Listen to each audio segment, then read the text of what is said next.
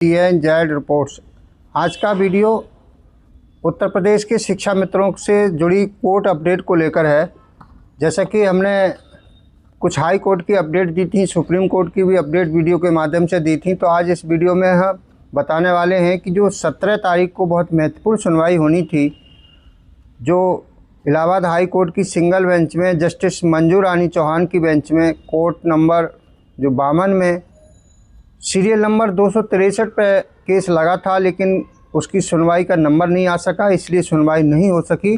और वो केस की डेट जो है अब अगले सप्ताह में सुनवाई होने की संभावना है। अभी हालांकि प्रोसेस में है, डेट उस पर क्लियर नहीं हुई है। लेकिन उसके साथ में एक आपका सवाल था कि एक केस और था जो 9 जुलाई को रणविजय यादव एंड 543 अदर के नाम से केस फाइल हुआ था हाई कोर्ट में इसी मैटर को लेकर के, लेकिन वो केस का क्या हुआ। तो साथियों 9 तारीख को भी उस केस की सुनवाई हुई थी 9 जुलाई को, लेकिन उसमें क्या हुआ कि उस केस को जो 17 तारीख में केस की सुनवाई होनी थी जितेंद्र भारती के नाम से, उसी में टैग कर दिया गया। इसी तरह से जो 14 जुलाई को सुनवाई हुई थी उसका नंबर आया, तो उस केस को भी 17 जुलाई वाले में टैग कर दिया गया।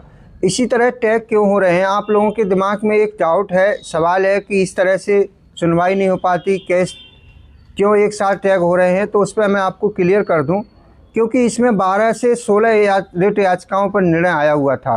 अलग अलग ग्रुप के लोगों ने ये रिट डाली थी, जितेंद्र भारती हुए, अवधेश श्रीवास्तव हुए, और भी टेट पास के जो संगठन है, सब ने अपने अपनी अलग अलग रिटें डाली थी। उसमें बहुत सारी रिटों पर प्रत्यावेदन जिले स्तर पर भी सूचनाएं मांगी गई। कुछ शासन को प्रत्यावेदन भेजने के बाद शासन के द्वारा निरस्त कर दिए गए प्रत्यावेदन, तो उसको लेकर के पुनः जो निरस्त हो चुके हैं उन लोगों ने फिर से रिट दायर की गई हैं हाई कोर्ट में। तो वो सारी रिटों को एक साथ उसी जितेंद्र भारती के जो मेन केस है उसमें टैग कर दिए जा रहे हैं। और भी कई रिटें इसमें हो सकता है इसमें टैग हो जाएं, और टैग होने के बाद जो सब बड़ी संख्या में लोग पहुंच जाएंगे, एक रिट का जब निर्णय आएगा, तो उम्मीद है कि पूरी तरह से, मुझे तो इतना विश्वास है कि आप सभी शिक्षा मित्रों के हित में निर्णय आएगा, क्योंकि जस्टिस मंजू रानी चौहान से शिक्षा मित्रों को बहुत बड़ी उम्मीद है। जैसे कि राजेश सिंह चौहान की बेंच में शिक्षा मित्रों के लिए विगत पिछले वर्षों अच्छे जजमेंट मिलते थे, ठीक उसी तरह मंजू रानी चौहान जी की जो बेंच है उसमें शिक्षा मित्रों के लिए कुछ अच्छे जो न्याय मिलने की उम्मीद है उस हिसाब से जजमेंट मिले हैं। तो इस बार जो अगर रिटों को इकट्ठा करके जो निर्णय आएगा, एक साथ निर्णय आएगा, वो शिक्षा मित्रों के हित में अवश्य आएगा, ये पूरा विश्वास है।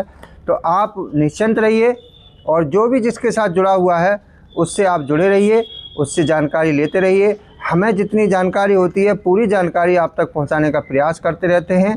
तो और भी कुछ केस दाखिल हुए हैं, उनकी भी सुनवाई इसी महीने में जुलाई में होनी है। जैसे जैसे जानकारी हमें प्राप्त होती है हम आप तक वीडियो के माध्यम से पहुंचाने का प्रयास करते हैं। तो आज इस वीडियो में ये 2 ही महत्वपूर्ण चीज़ें थी कि हाई कोर्ट की जो केस हैं उनका 14 जुलाई वाले का और 9 जुलाई वाले का, और जो 17 जुलाई वाले, तीनों केस एक साथ हो गए हैं। इसमें एक रिट और भी टैग हुई है, उसका मुझे नाम याद नहीं आ रहा है। और भी जो रिट पड़ रही हैं, कुछ सुनवाई का जैसे जैसे नंबर आएगा, जब तक जितेंद्र भारती केस की सुनवाई नहीं हो रही है उसी के साथ ये टैग होती चली जाएंगी। तो आपसे एक बार फिर से निवेदन है कि CNZ रिपोर्ट्स चैनल पर आप बने रहते हैं, आपका प्यार मिलता है, आपके कमेंट मिलते हैं, आप लाइक करते हैं, तो एक बार लाइक करके शेयर कर दीजिए, ताकि जो लोग कोर्ट पर आज भी लड़ाई लड़ रहे हैं, विश्वास रखते हैं, और कोर्ट के माध्यम से आपको निश्चित ही एक दिन सफलता मिलेगी। ईश्वर के यहाँ देर है अंधेर नहीं है, आपके लिए न्याय के लिए आपको लड़ना होगा। असफलता है ही सफलता का राज छिपा हुआ होता है। असफलता में आप जितना ज़्यादा असफल होंगे वो समझ लो सफलता की ओर बढ़ रहे हैं। तो आप निराश मत होइए, जो लोग लड़ रहे हैं उनका मनोबल बढ़ाते रहिए। आज के वीडियो में इतना ही, सभी को नमस्कार।